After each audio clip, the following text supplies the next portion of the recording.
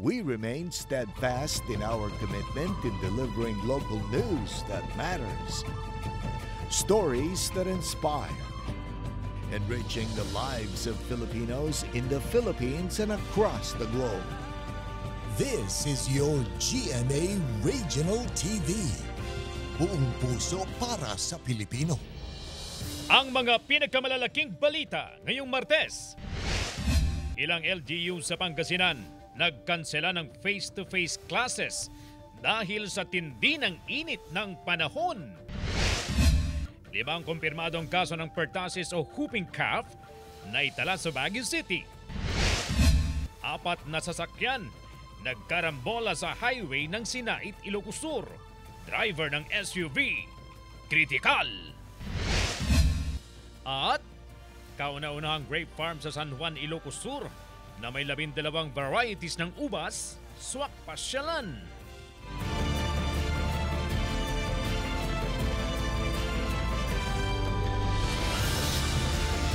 Ito ang GMA Regional TV 1 North Central Luzon. Masantos yangaram na imbag gabale maya pagat panapon kapuso. Narito na ang 1 North Central Luzon. Hatid namin ang mga pinakamalaki at pinakahuling balita sa Hilaga at Gitnang Luzon. Live mula rito sa GMA Dagupan Station, ako po si Chris Zuniga. Mga kapuso, nagpatupad ng Modular Distance Learning ang Schools Division Office ng Dagupan City para sa naitalang mataas na heat index simula pa kahapon. Ilang bayan din ang nagpatupad ng suspensyon ng face-to-face classes sa mga paaralan. Yan ang tinutukan live ni Joan Punsoy. Joan? Chris, magtatagal nga hanggang sa Biyernes itong suspensyon ng face-to-face classes at implementasyon ng modular learning system sa mga pampublikong paaralan sa elementarya at sekundarya sa lungsod ng Dagupan. Diskresyon na rin umano ng pamunuan ng private schools kung gagaya sila sa sistema nga dahil nga sa init ng panahon.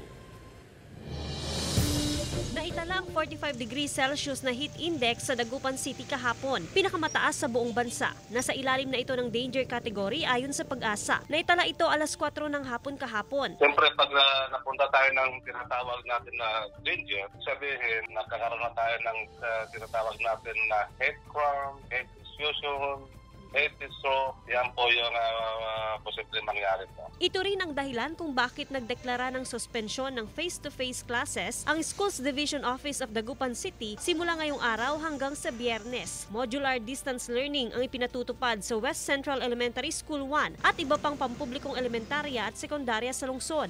Mga pinagpapawisan, sobrang init kasi at saka nagpapaypay sila. Maraming nahihilo during that time at lalo na yung exposure ng building namin na isa dito talagang direct siya sa sunlight pagdating na ng mga 2-3 o'clock. Talagang napakainit. Hindi makasustain yung mga aming mga electric fan. Sa tala ng DepEd Region 1, kabilang din sa mga nagdeklara ng suspensyon ng face-to-face classes ang mga bayan ng Mangaldan, Santa Barbara, Mapandan, Calasiao, San Manuel, Asingan at Santo Tomas, lahat sa probinsya ng Pangasinan. Itong class suspension ay naisagawa in a way hindi rin po maparalyze yung pag-aaral po ng mga bata. So yung ginawa po ng mga school sa division offices po natin ay nag-shift po sila sa alternative delivery mode of learning. Ilan naman sa mga paaralan sa nabanggit na mga LGU, blended learning itong pinatutupad. Ibig sabihin may mga araw na modular distance learning itong ginagamit at may mga araw naman na naka-schedule yung mga learners na pumasok sa mga eskwelahan para sa face-to-face classes. Samantala ayon na rin sa DepEd quiz, may kapangyarihan ang LGU, ang mga school heads, ang district and division na heads na magdeklara o mag-extend nga ng suspension ng face-to-face classes. Depende pa rin sa sitwasyon sa kanilang lugar. Chris? Maraming salamat, Joan Punsoy. Sa gitna ng mainit na panahon, tumaas ang singil sa kuryente ng Dagupan Electric Corporation o DECORP. May detalye si Claire Lacanilaw. Ramdam ng ilang consumer ang pagtaas ng kanilang bill sa kuryente, kaya't iba't ibang diskarte na ang kanilang ginagawa upang makatipid sa konsumo. Hindi na kami mag-steady sa loob, lalabas-labas ng konti dito sa labas para mahangin. Dati, nag-aircon, nag-ano, pero hindi na ngayon muna. Mga electric fan na tanggalin sa saksakan. Kasi pag hindi mo tinanggal sa saksakan, umaandar pa rin yun. Nag-absorb pa rin ng energy. Ayon sa DECORP, tumaas ang generation charge sa kuryente. Bunsod ng mataas na singil sa procurement ng ancillary service charge. Yung ancillary service kasi ito yung mga standby na supply. Yung NGCP ay ni-require na mag-procure sila ng ancillary services sa mga iba't ibang power sources din. Purpose kasi nito is maiwasan yung rotating brownout. Nakabantay ang DECORP sa inaasahang pagtaas sa demand sa kuryente ngayong tag-init. Paalala ng DECORP, alisin sa saksakan ang anumang appliances na hindi ginagamit upang hindi maaksaya sa kuryente. Pag maliwanag na, baka pwedeng patayin na yung ilaw.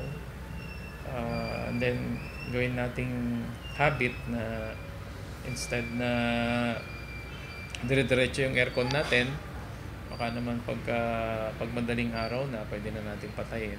Samantala, nagpatupad ang Senpelco ng scheduled power interruption sa ilang bahagi ng Mangaldan, Pangasinan upang bigyang daan ang pagsasaayos ng linya ng kuryente at right-of-way. Kasama si Ron Alister Taniedo, Claire Lacanilaw, 1 North Central Luzon. 5 kumpirmadong kaso ng pertussis o whooping cough ang naitala sa Baguio City. Sundan sa ulat ni Jasmine Gabriel Galban.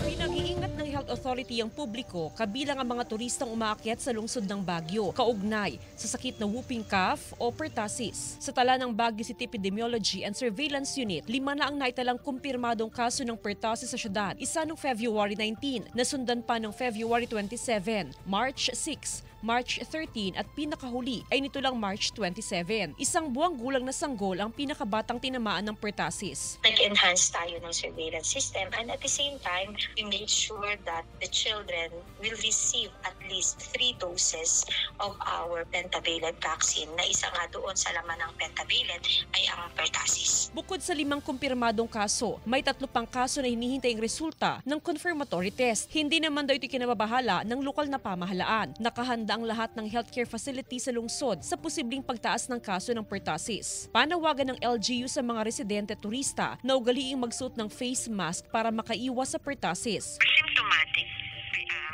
persons ay you wear mask na lang po. Mahalaga po ito yung vaccination ng ating mga anak, yung mga nakamiss ng doses.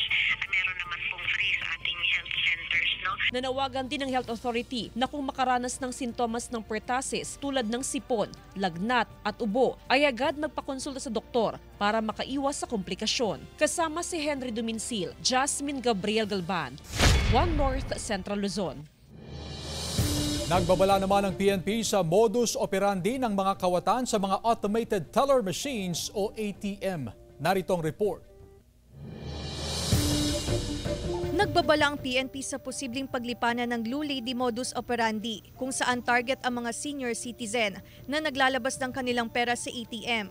Sa modus, magpapanggap ang suspect na tutulong sa kanyang biktima. Tatanungin ang PIN ng card, saka maglalagay ng glue sa ATM keypad button. Palalabasin na kinain ng ATM ang card at doon na isasagawa ng kawatan ng modus. Hingi ka ng tulong sa teller sa loob ng bangko or sa guard. Yun ang pagpumunta na yung biktima, yun na yung pagkakataon niya na gagamitin yung PIN niya at siya na yung mag-operate doon sa ATM machine at kukunin yung pera. Hirap daw sa pag-withdraw ang 56 anyos na si Lilibeth Gante, kaya lagi niyang isinasama ang kanyang anak. Mas mabuti na raw na maingat at alisto para hindi mabiktima ng anumang modus. Kasi mahirap yung mag-withdraw ng anak. Tapos, nag-iingat na rin kami. Tapos, pag nag-withdraw yung anak ko, nasa likod pa rin ako. Pinaigting pa ng pulisya ang pag-iikot sa mga establishmento, lalo na sa mga bangko. Kasama si Ron Alister Taniedo, Claire Lacanilaw, 1 North Central Luzon. Samantala, touchdown na sa GMA Prime ang Extraordinary Kapuso series na may Guardian Alien. Pilot pa lang, hook na kaagad ang mga viewers. From happy moments, nabalot ng lungkot ang buhay ng pamilya Soriano. Nabaril kasi ang karakter ni Marian Rivera na si Catherine. All praises din ng mga manonood sa napakagandang cinematography sa serye. Dahil dyan, trending ang Marian Rivera sa X, pati na ang hashtag na MGA World Premiere at My Guardian Alien. Sa Instagram, nireshare ni Marian ang isang thank you post sa mga ka-alien. Mapapanood ang My Guardian Alien gabi-gabi 8:50 p.m. sa GMA Prime. Ito ang GMA Regional TV 1 North Central Luzon.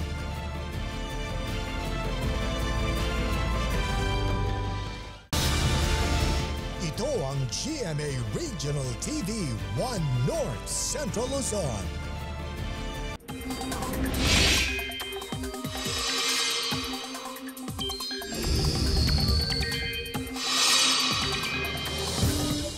Mga kapuso, magpapatuloy ang pag-iral ng ridge ng high pressure area sa bansa. Ang ridge ng high pressure area ay isang weather system kung saan mas kakaunting ulap ang nabubuo kaya mababa ang tsansa ng ulan sa malaking bahagi ng ating bansa. Base naman sa datos ng Metro Weather, may tsansa ng ulan sa Ilocos Norte at Ilocos Sur. Mababa naman ang tsansa ng ulan sa natitirang bahagi ng Northern at Central Luzon. Pero patuloy na maging alerto sakaling magkaroon ng biglaang thunderstorms sa hapon o gabi. Maalinsangan pero hindi inaalis ang posibilidad ng ulan sa iba pang bahagi ng bansa. No curtain policy ipinatutupad sa mga paaralan sa Mangaldan, Pangasinan ngayong nararanasan ang mainit na panahon. Alamin sa report. Long holiday is over. Balik eskwela ng mga estudyante sa iba't ibang paaralan. Sa Mangaldan National High School, 98% ang attendance ng learners.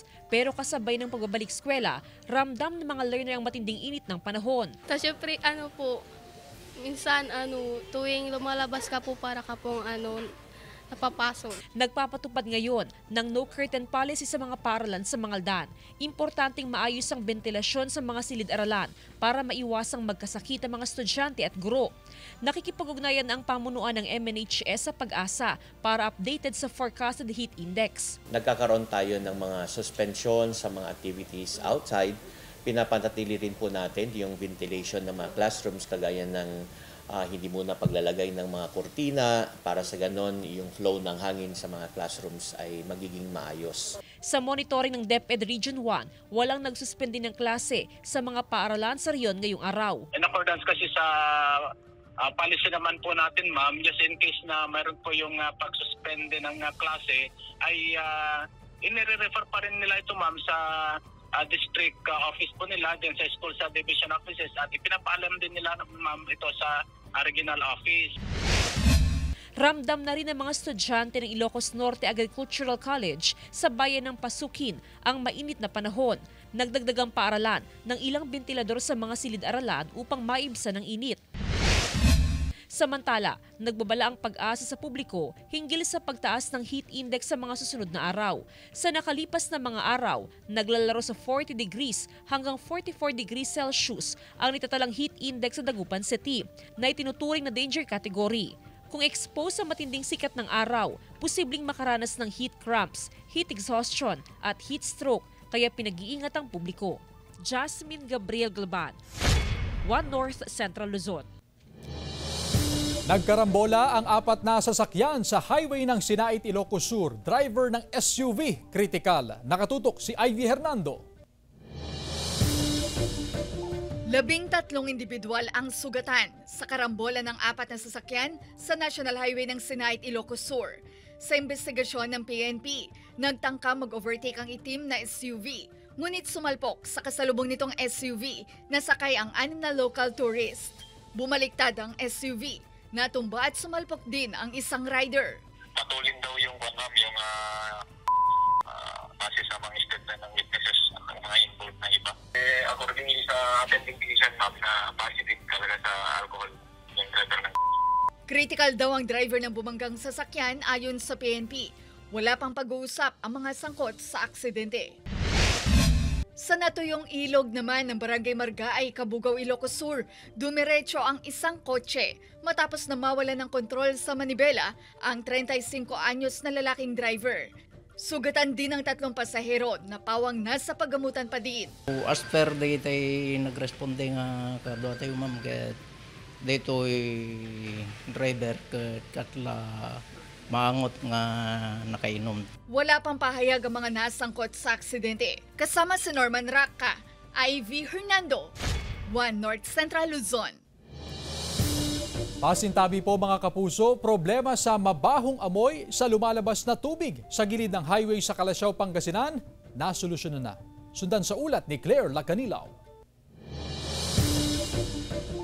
Matagal nang iniinda ng ilang dumadaan ang mabahong amoy na nagbumula sa drainage canal sa bahagi ng intersection ng Barangay Nalsian, San Miguel, Calasiao, Pangasinan. Pero nang balikan ng news team, tuluyan nang nawala ang tubig at wala na rin ang mabahong amoy. Nawala na yung masangsang na amoy na lumalabas sa Imbornal, madam. Hindi na po masyado maamoy po. Ayon sa DPWH, agad na inayos ng establishmento ang sewage system matapos ang isinagawang inspeksyon ng otoridad sa lugar. Ang wastewater discharge daw ang nagdudulot ng mabahong amoy sa kalsada. Nag-reconstruct po sila ng sewage treatment plan that can maintain the needs of the establishment. And lastly, meron din po silang seasoning of lista once or twice a year as recommended by the ANR. So yun po yung mga action taken na minonitor po ng DPWH. Patuloy ang monitoring ng otoridad ukol sa pagpapanatili ng kalinisan sa mga establishmento, lalo na sa kanilang water treatment facility. Naayos naman na po yung concern doon and then nabigyan na rin po sila ng permit po na yung nire-request nila din sa DPWH regarding sa sewage system kasi maayos na po yung amoy niya. Kasama si Ron Alister Taniedo, Claire Lacanilaw, 1 North Central Luzon.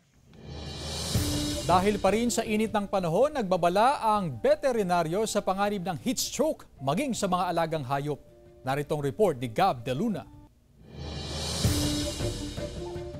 Ramdam na ang matinding init ng panahon sa iba't ibang bahagi ng bansa. Sa ilang bahagi ng Ilocos Norte, umaabot din sa 38 to 41 degrees Celsius ang heat index o damang init. Ang ganitong init, hindi lang delikado sa tao, kundi maging sa ating mga alagang hayop. Ayon sa isang veterinaryo, importanteng obserbahan ng mga alagang aso o pusa sa ganitong init ng panahon. Any pet can have a heat stroke, lalo na pag yung mga obese, yung mga may problems sa lungs, sa heart. We really have to know the health condition din at saka yung ng pet natin at saka yung kilalanin kung anong breed yung inaalagaan natin.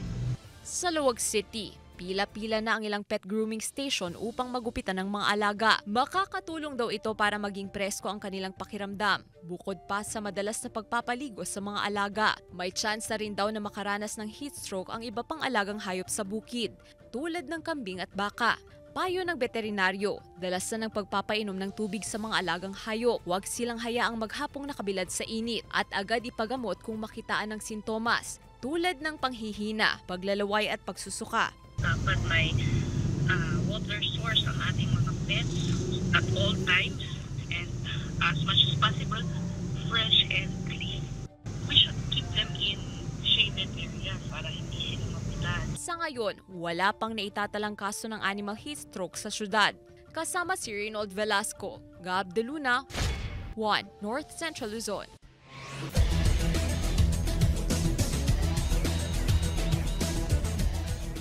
Sa katatapos na NCAA Season 99 Lawn Tennis Tournament, big winner ang De La Salle College of St. Benilde matapos dominahan ang men's and women's division bilang overall champion.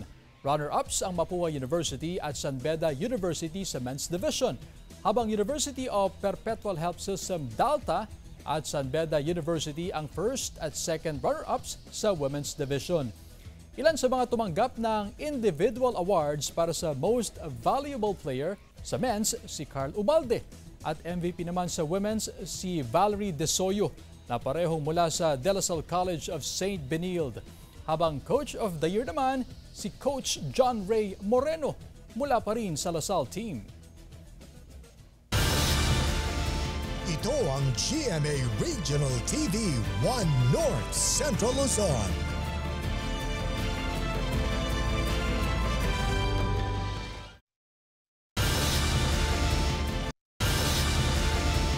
Ito ang GMA Regional TV 1 North Central Luzon.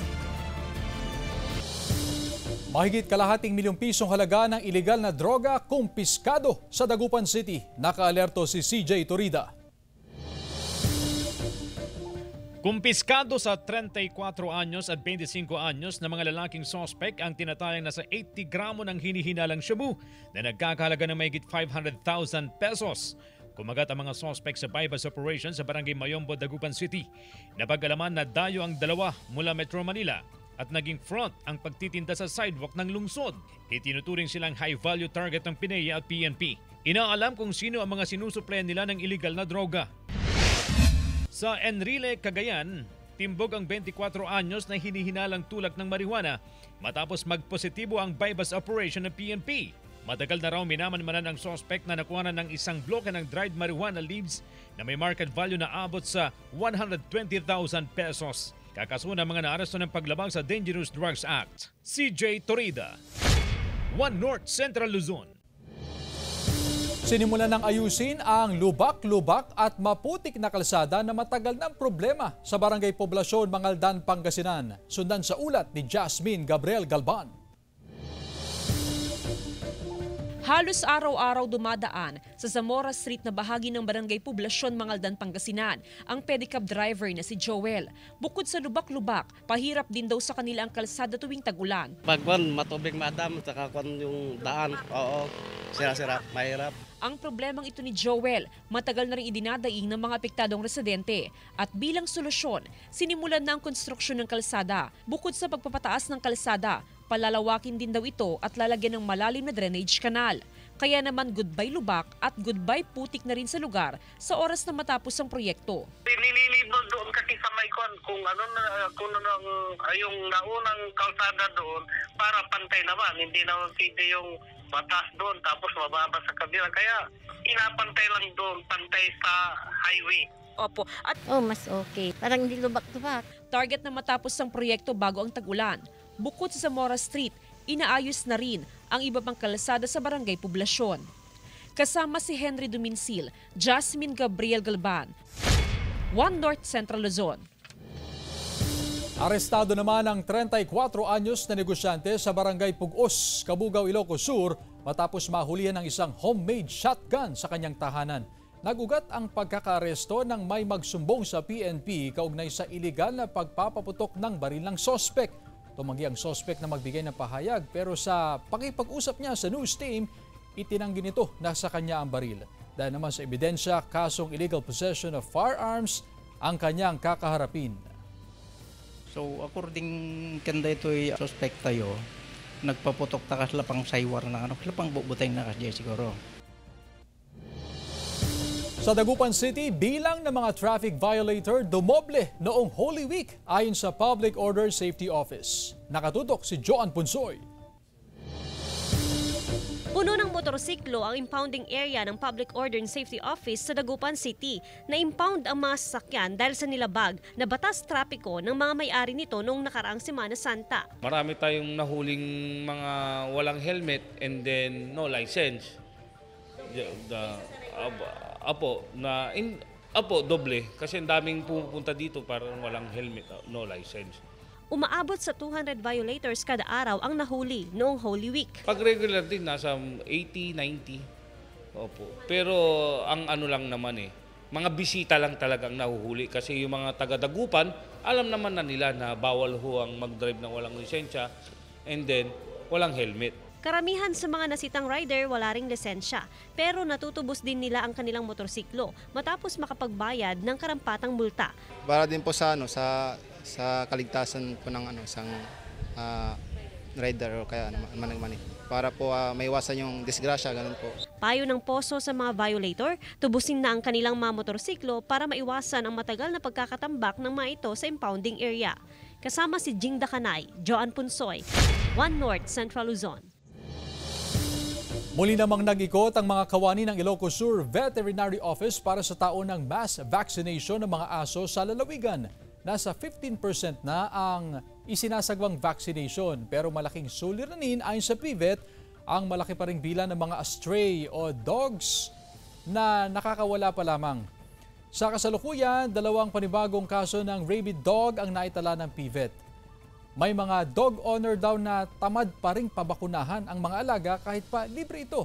Kaya hiling ng PVET magkaroon ng pagkakaisa ang lahat ng sektor para sa rabies eradication sa lalawigan.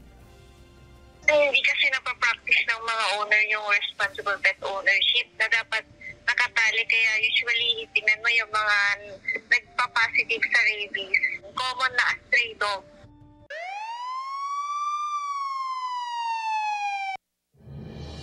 Sugatan sa mukha ang isang lalaki matapos na barilin sa Santo Domingo, Ilocos Sur. Sospek sa pamamaril, nagnakaw pa ng motorsiklo bago sumuko sa PNP. May detalye si Ivy Hernando. Ligtas na ngunit hindi pa rin makausap ang 28 anyos na si Ryzen de Guzman matapos tamaan ng bala sa likod ng kanyang ulo sa Barangay Paras, Santo Domingo, Ilocos Sur.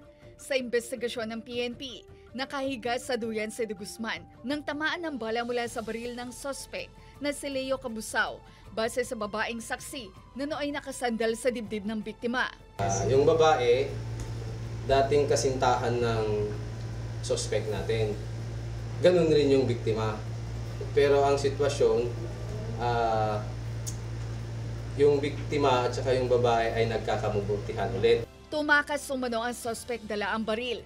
Naglakad patungo sa katabing bayan ng San Ildefonso at dito tinangay ang nakaparadang motorsiklo sa gilid ng kalsada na pag-aari ng isang barangay tanod na nooy abala sa pagpapatrolya. Hindi naman namin expected na gano'n ang mangyayari eh. Dahil lahat naman kami iniwan namin eh. Siyempre siya nagagalit ako kasi naapektuhan ako pati trabaho ko. Nagtungo raw ang sospek sa kaanak sa bantay kung saan iniwan ang motorsiklo saka sumuko sa bayan ng Santa. Wala raw siyang intensyong barilin ang biktima at itinanggi ang isyu ng selos. Kalbitin naman ba't yung nagputok? Gintib na kanya ako nang kusumot ipinagkwa ko. Nagputokan na. Babamot na. Diyan mo nga yun ko. Nagbalandra. Yung matamang tao. Awang relasyon. Awang relasyon. Wala pang pahayag ang biktima ng pamamaril, ngunit naihain na ang kasong frustrated murder habang ang tanod desidido magsampa ng kaso. Kasama si Norman Raca, Ivy Hernando, 1 North Central Luzon.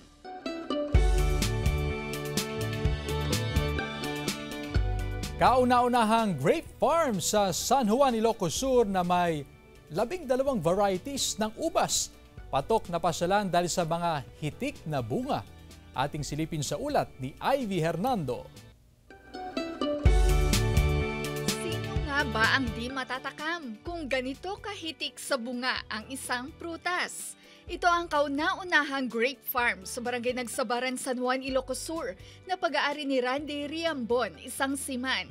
2018 nang simula ni Randy ang pagtatanim ng grapes matapos ma-experience ng kanyang asawa ang sikat na grape picking sa La Union. Idinagawid dan DJ Balayon, inistorya na kanyak. Taday di gamin inunaan nga balasang ko, mahilig ti grapes gamin. Mula sa ilang seedlings ng karaniwang variety na Red Cardinal, naengganyo si Randy na sumali sa grupo ng grape farmers at bumili ng iba't ibang variety. Nasa 15 variety na ang kanyang pananim, 12 rito ay nagbunga na. Pinakamatamis ang variety na kung tawagi cotton candy, na amoy pa lang matamis na. Ayon kay Randy, mainam raw ang tuyong lupa at bihirang pagdidilig o ulan sa mga pananim na grapes. Maselan isuna no ati matutudo ti panagmula. Ada tendency na nga mabulok DJ ramot na. Talaga nga haan nga tubo DJ seedlings no kasjaya. Libre ang pagpasyal sa grape farm. Kailangan lang bayaran kung mamimitas ng grapes sa halagang 200 pesos per kilo. Kaya nagsisimula na itong dayuhin ng local tourist. Pangpawala ng stress po. Nakaka-amaze kasi ngayon lang po kami nakakita ng ganito. Organic farming ang paraan ni Randy upang sa ganoon ay manatiling malusog ang halaman at ligtas kainin. Kasama si Norman Raca, Ivy Hernando, 1 North Central Luzon. Samantala, mapapanood niyo po ang episode nito at iba pang pinakahuling lokal na balita sa official website ng GMA Regional TV, www.gmaregionaltv.com. Pwede rin kayong bumisita sa aming official YouTube channel, GMA Regional TV, at i-click ang subscribe button para sa pinakamainit na balita mula sa mga rehiyon. Nais din naming pasalamatan ang mga kapuso sa Hilaga at Gitnang Luzon, maging ang mga kapuso natin abroad. Dahil sa GMA Regional TV, local news matters. At yan ang mga pinakamalaki at pinakahuling balita sa Hilaga at Gitnang Luzon. Maraming salamat sa pagsama sa amin pati na ang mga kapuso sa ibang bansa na tumutok sa mga balita sa rehiyon. Ako po si Chris Zuniga. Kami ang GMA Regional TV, 1 North Central Luzon. Buong puwersa para sa mas malaking misyon at mas malawak na paglilingkod sa bayan.